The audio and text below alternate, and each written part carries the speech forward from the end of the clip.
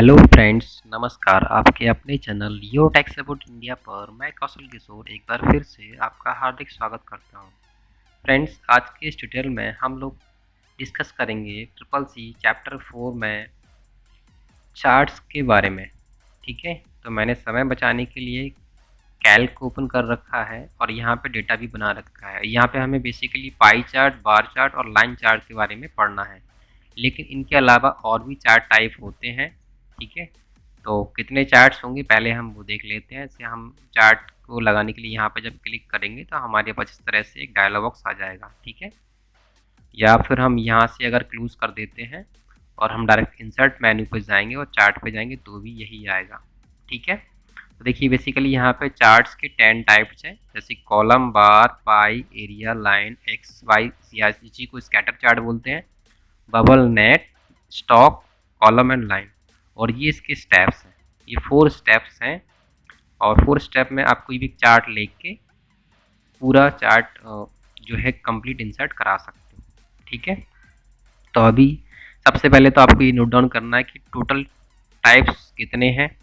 ठीक है, और किसी भी चार्ट्स को बनाने के लिए हमारे पास टोटल स्टेप कितने होते हैं। तो 4 स्टेप होते हैं। पहला चार्ट टाइप चूज करेंगे, दूसरा डेटा की रेंज सेट करेंगे, तीसरा डेटा सीरीज सेट करेंगे और फाइनली चार्ट एलिमेंट सेट करेंगे। ठीक है, और उसके बाद हम फाइनली फिनिश बटन पर क्लिक कर देंगे। जैसे ही जैसे एक स्टेप पूरा होता जाता है हम नेक्स्ट बटन पर क्लिक करते जाते हैं। तो अभी ये स्टेप्स देखने से पहले हम कुछ ये डिस्कस करेंगे कि पाई चार्ट और बार चार्ट या लाइन चार्ट हमको बनाने कब है।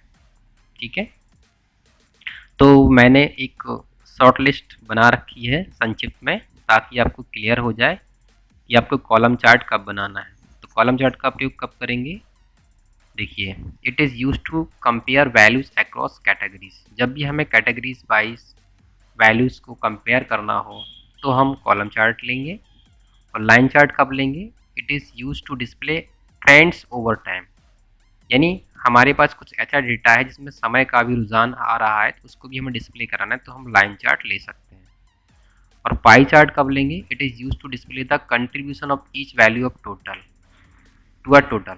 Use it when value can be added together or when you have only one data series and all value are positive. ठीक है, तब हमें पाई चार्ट का उपयोग करना है। मैंने हिंदी में भी सब मेंशन कर रखा है, आप पढ़ सकते हैं। ठीक है, और बार चार्ट का उपयोग कब करना है, bar chart it is the best chart type two compare multiple values. ठीक है, अगर मल्टीपल वैल्यूज को एक साथ कंपेयर करना है तो bar chart is the best chart.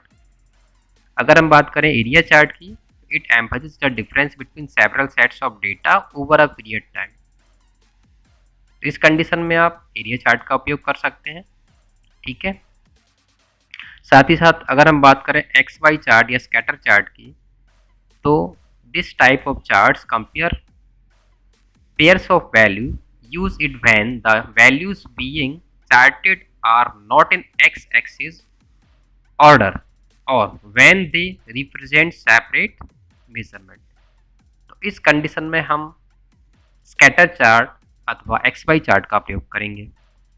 और अगर हमारे पास स्टॉक से संबंधित डेटा है, तो जिसमें हमें 3 से लेकर 5 सीरीज तक की वैल्यूज को हाई, लो या क्लूज टाइप में डिस्प्ले कराना है या दर्शाना है, तब हम स्टॉक चार्ट का प्रयोग करेंगे।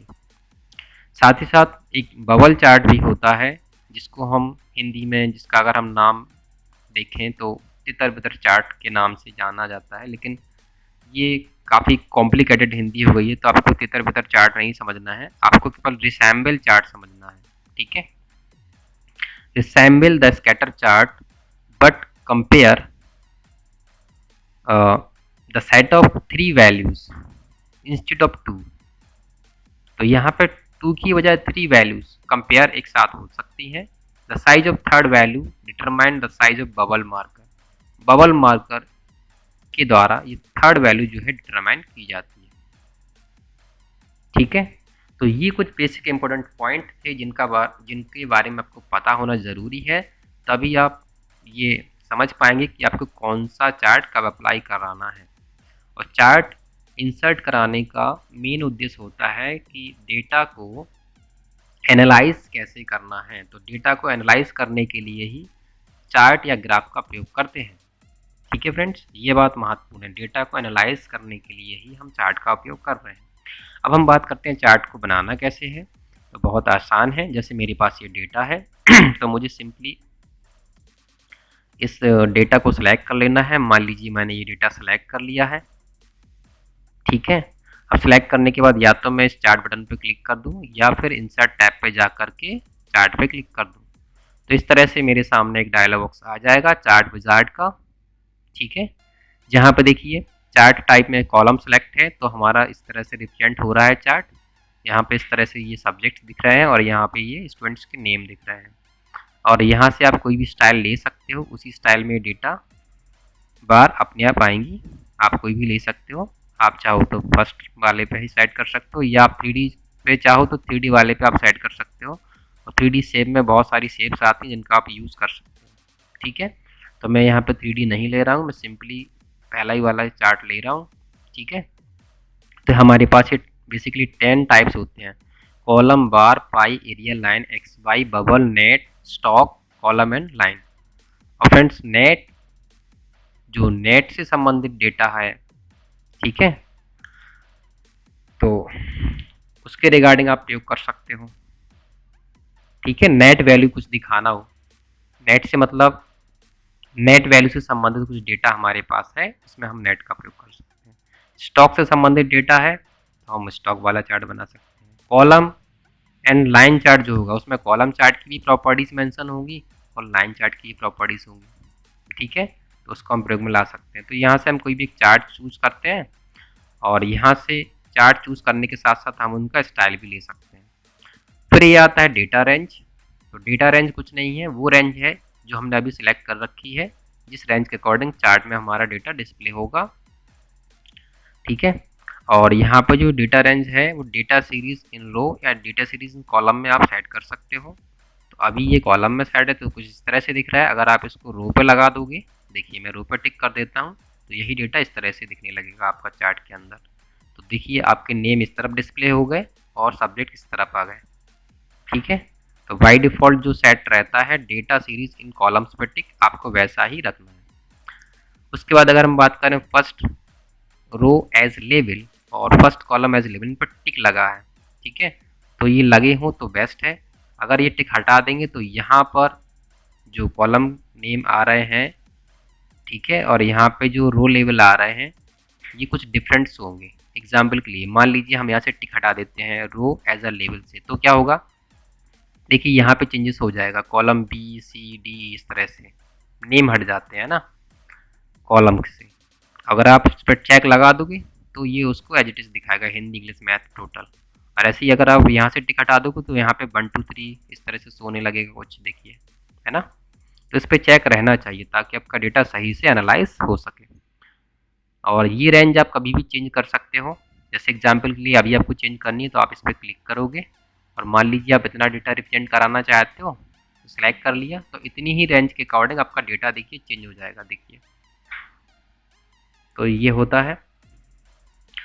अब हम बात करते हैं डेटा सीरीज़ की। तो डेटा सीरीज़ में यहाँ पे जो भी आपकी फील्ड आपने ले रखी हैं डेटा सीरीज़ में, वो यहाँ पे आती हैं। आप उनको चाहो तो रिमूव करा सकते हो, ठीक है, और चाहो तो डेटा रेंज भी सेट कर सकते हो, या कैटेगरीज दोबारा से यहाँ पे सेट कर सकते हो। ये कैटेगरीज वाला ऑप्शन यहाँ पे बहुत अच्छा है। अगर मान लीजिए आप इस पर कैटेगरीज पे चेक करते हो कैटेगरीज लगाने, तो यहाँ पर साथ में सब्जेक्ट्स के साथ साथ नंबर भी देख सकते हो आप। फॉर एग्जाम्पल के लिए मैं यहाँ पर टिक करता हूँ और कोई रेंज ले लेता हूँ हिंदी और इंग्लिश में से ही, जैसे यहाँ से लेकर यहाँ तक, यही 3 हमारे पास थे। तो देखिए हिंदी और इंग्लिश में उनके नेम भी आएंगे, जैसे ये अनिल, रेखा, सीता, इस तरह से आप रिप्रेजेंटेशन में ला सकते हो। ठीक है, उसके बाद जो फाइनल स्टेप है वो है चार्ट एलिमेंट्स का, जो कि बहुत इंपॉर्टेंट है। यहाँ पे हम चार्ट किस नाम से डिस्प्ले कराना चाहते हैं वो हम नाम डाल सकते हैं, जैसे कि आपने यहाँ पे डाल दिया स्टूडेंट मार्क, ठीक है, और सब टाइटल में डाल दिया चार्ट चार्ट डाल दिया यहाँ पे, ठीक है। एक्स एक्सिस में क्या दिखना चाहिए वो आप डाल सकते हो, जैसे कि मैं डाल दूँ सब्जेक्ट,